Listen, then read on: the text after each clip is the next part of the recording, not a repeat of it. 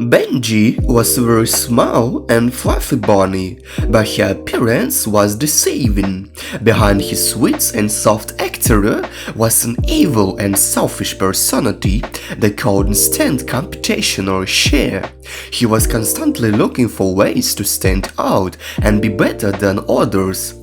Benji strove to ensure that our attention was focused on him and did not take into account the feelings and needs of other animals. For example, when his friend, the little rabbit Robert, asked him to help find his lost toy, Benji refused. He was too preoccupied with his own interests and saw no point in wasting his time helping others. Benji also showed no kindness to his parents.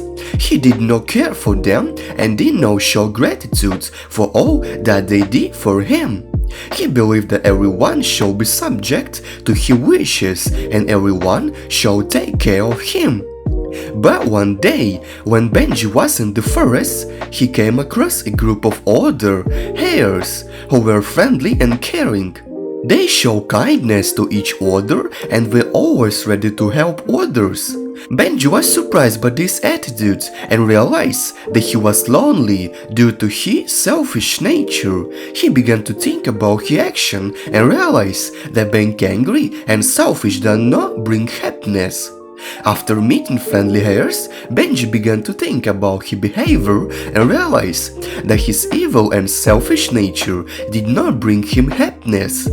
He realized that he needed to change and become kinder. He began to wonder how to be kind and how to care for others.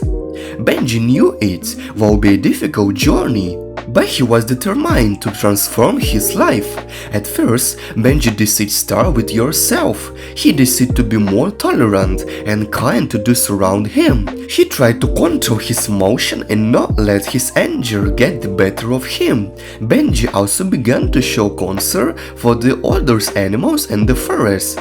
He helped gather food for birds, built secure hideouts, and even found lost toys and returned them to the owners. He tried to share and be useful to everyone around. Gradually, Benji noticed that his relationships with others, hares and animals was getting better. He began to make new friends and find joy in being helpful and careful for others. But not everything went smoothly. Benji sometimes got into situations where his old habits returned.